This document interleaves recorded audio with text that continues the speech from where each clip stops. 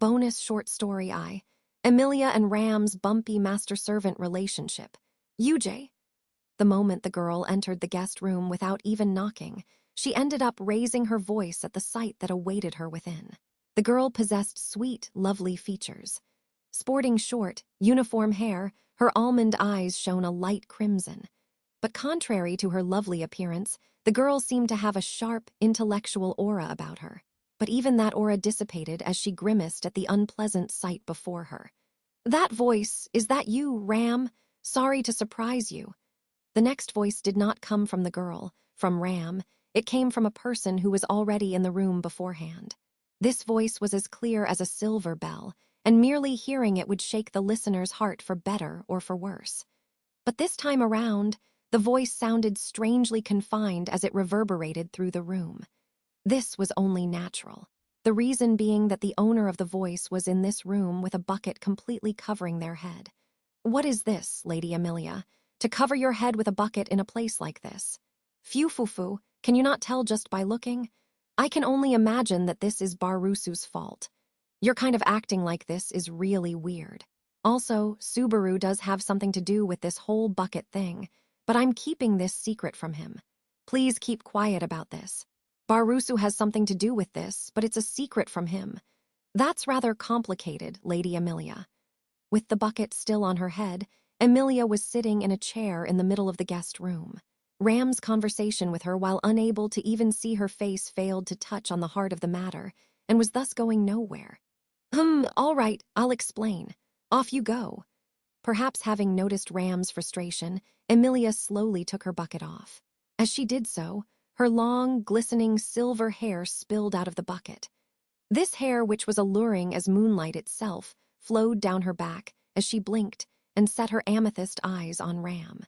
All the while, she held the bucket to her chest as if it was precious to her. Ram knit her brows. "As far as Ram remembers, you were not afflicted with a perverse obsession with buckets." "Yeah, it's not like I'm particularly crazy about buckets either, but this bucket right here is my sensei, so that's why things ended up like this." She was awaiting a normal response, so this answer that made her head hurt all the more caused Ram to narrow her eyes. In response to this reaction, Emilia hurriedly waved her hands. No, that's not it. I'd better explain from the start. Do you remember what happened this afternoon? Not that I really want you to. Are you referring to that singing that sounded like a bird's death throes? That's what I'm talking about, yeah, right?" When Ram bluntly got right to the point, Emilia hung her head with a sad smile. As Ram cast a sidelong glance at Emilia's disheartened state, the events of several hours ago replayed in her mind. This was during their short break after they had finished the first stage of work in the mansion, and everyone had some free time to do as they pleased. Ram was walking around the mansion, looking for her much-beloved little sister when she heard it. A completely bizarre voice entered her ears when she passed by the dining room. Suspecting that this voice that sounded very much like a bird being strangled to death was yet another one of her colleague Subaru's pranks, Ram barged into the room.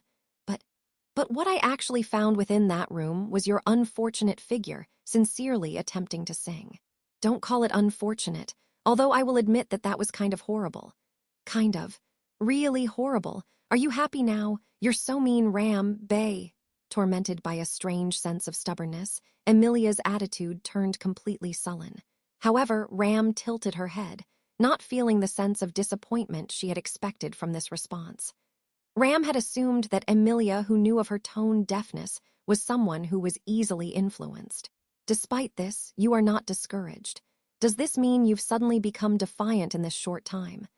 I don't know what kind of impression you have of me, but I haven't become defiant or discouraged or anything. Nor do I even have time for that sort of thing. I'm burning up. Is that right? Yes, that's right. I'm burning up. I'm seriously on fire.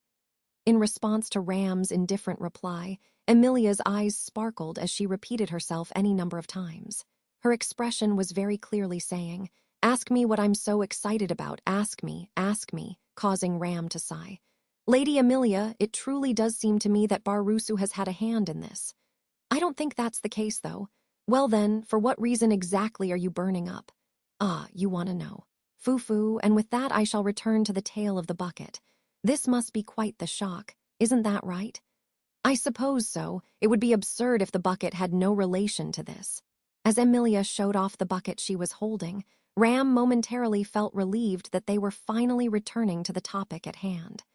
Emilia's fingers gently stroked the bucket's surface as she continued. Subaru told me about this, that there are some ways to correct T-tone deafness. Please continue without shame. And then, he said the first step was to put a bucket over my head to confirm my tone deafness. It thought that was another one of his pranks at first, but that wasn't the case at all.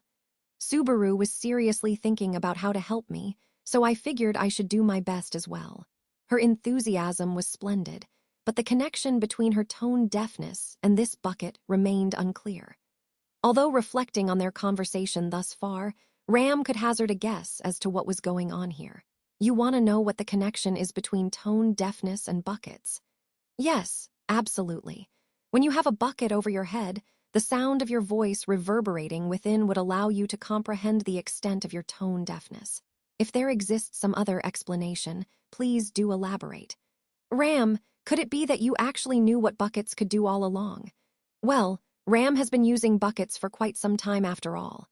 The contents of their conversation were utterly meaningless, and thus her responses became increasingly perfunctory as well. As Ram boldly boasted in her formal manner, Emilia's attitude seemed to be one of comprehension. I see.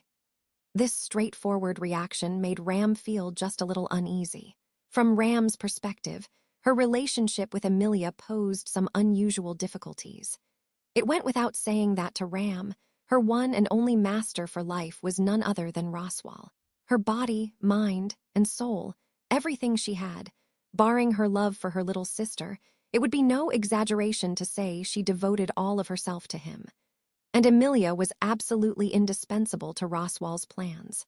Consequently, Roswal welcomed her into his mansion and treated her as someone even higher than himself. Of course, Roswal had ordered Ram and Rem to follow his example, but she's completely unreliable. That was the sort of impression Ram had of Emilia. When she accompanied her to the capital, she separated from Ram and ended up having the insignia that qualified her as a royal selection candidate stolen from her. Such incidents caused Ram's wariness to steadily build up over the 4 months they'd known each other. At the very least, Emilia was not someone Ram felt like she could count on just like that. She was also completely lacking in refinement. There was a limit to how flawed she could be as a person. So you have decided to practice on your own in order to correct your tone deafness, Lady Emilia, and moreover, at this hour. That's how it is. I mean, if I were to sing in my room, it would probably be an inconvenience to everyone else. There's no one around this part of the building, so I thought it would be fine to sing here. Meaning, you did not expect Ram to come looking around here. Ram does not do this very frequently, however. Showing consideration in her own way, Emilia had decided to move elsewhere, and Ram had ended up happening upon her. That appeared to be the gist of it. Perhaps one could call this a false alarm. All the more so now that she had discovered that Emilia was merely practicing to correct her tone deafness. Although I do not think this is something one ought to go as far as to cut into their sleeping hours for. Even I can't say anything in response to that. But I ended up bothering Subaru and the others a wool lot today, so I want to do this properly. The truth is that the reason everyone went along with my singing practice was for my sake. Isn't that right? Not to correct my tone deafness, but to, how do I put this? To relax, is it? Right, to relax. It was really fun, but in all that fun, the tension ended up leaving me, so I wonder if that was how it was. Emilia donned a faint smile as she spoke. Ram, who was an outsider, could not give her an accurate answer. However, she could make a guess. The reason Roswal let Emilia have some time to enjoy herself, even though she should have been studying every single day in preparation for the royal selection. Everyone in the mansion knew that Emilia had been pushing herself too hard these past several days, and that willpower of hers was going nowhere. Simply put, Subaru and Roswal were working together in secret in order to change Emilia's mood. Even though he is Barusu, to think he had fun conspiring with Master Roswal, what a crafty little. Ram, your eyes kind of look super fierce right about now. Are you okay? Yes, I am fine. I merely lost my cool for a moment. Well then, Having noticed the consideration of those around her, Emilia, whose mood should have changed, was now staying up late to practice singing. This was completely backwards, or rather, Ram got the feeling that their original objective was a failure. As Ram thought such things, Emilia placed a finger on her lip and smiled in response. "It's all right. Everyone came together to teach me how to relax properly. Now, while I'll be sure to remember that, I also want to be able to sing. Although it seems to me that having you sing was secondary to them. I know that, but I want both. Is it wrong to say that?" As Emilia tilted her head, her attitude displayed the simple desire to overcome her shortcomings, and Ram assented, having understood this. Emilia really was a little different after all. "Do you not think you have become greedier than you used to be, Lady Emilia? Don't you know, Ram, that I'm actually trying to become the ruler of this country?" Compared to the scale of this goal of hers, most other things were hardly even worth mentioning. This response of hers caused Ram to smile. This was not a wry smile, nor was it one of ridicule. It was a rare smile from the bottom of her heart. "Ah, you're smiling. Did I say something funny? I wonder. It's just, Ram's opinion of you has changed ever so slightly." "Really? That makes me pretty happy then." Those words meant that Ram was looking down on her before, but Emilia decided to ignore that part and accepted it wholeheartedly. Honest and easily deceived, one might think she would be easy to manipulate as a puppet. But due to her flaws, she could also do things that were completely unexpected. This girl's nature was truly bothersome. However, but to earnestly give it your all despite your flaws, I cannot say I dislike it. That nature was something Ram always saw in her darling other half. No matter how different they were from her beloved little sister, Ram could not hate anyone who strived to overcome their shortcomings, because that was a feeling Ram could not understand. "Did you say something just now?" Emilia looked puzzled. She could not quite catch Ram's murmur, which was as quiet as a whisper. Meeting her gaze, Ram shrugged slightly. "Yes, I did say something. I was wondering if your rigorous training has produced any results, Lady Emilia." I can't overlook what you just said. Very well. You came at exactly the right time, so listen closely. The truth is I improved quite a bit in the afternoon alone, but I've advanced even further beyond that now. Well then, please give it your all." Extending her hand towards Emilia, who was full of vigor, Ram sat down on the guest room's unused bed. This ruffled the sheets slightly, but it was Subaru who would have to fix them tomorrow. "No problem." "La, la, la, la, la." Receiving Ram's signal and her gaze, Emilia looked just a little tense as she started singing. Her voice was slightly too shrill when she started, but it settled down soon enough. She was actually singing. Considering she started with a sound that could be described as a bird's death throes, her current advancement could be considered a historic achievement. She started burning up as she sang and swayed her shoulders as she became increasingly engrossed in her singing. Even Ram, who was listening, intently ended up closing her eyes and devoting herself to the song before she knew it. The Sword Demon's Love Song was an extremely popular love song passed down in the kingdom for generations. Liliana, a traveling minstrel who had once stopped by the mansion, had performed it so well that even Ram was secretly taken in. Of course, Emilia's singing was still lacking a number of ways compared to hers. She still made mistakes that stood out, but it wasn't bad. When the song approached its end, it was as if the scenes the lyrics described were manifesting in her closed eyes. Realizing just how deeply absorbed she was in this song, Ram smiled wryly. And with that smile still on her face, the song came to a close and Emilia turned to look at Ram. "That is all. Your impressions, please." "Yes, 9 points. You mean out of 9?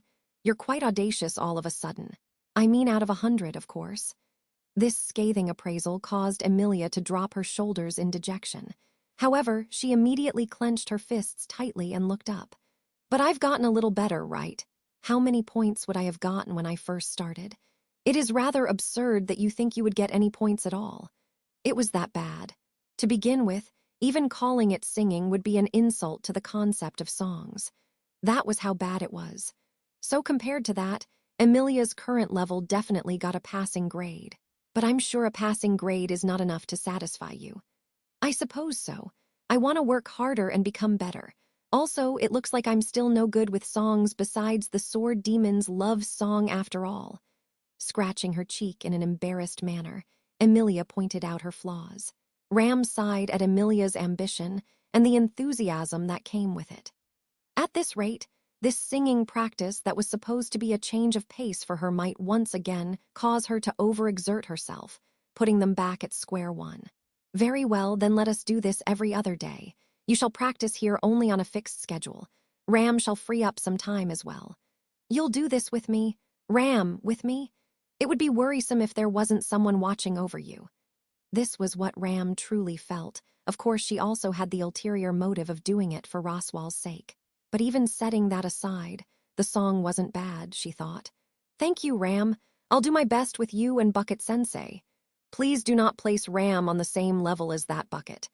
And with this bumpy conclusion, it was decided that for now, these nightly practice sessions would continue.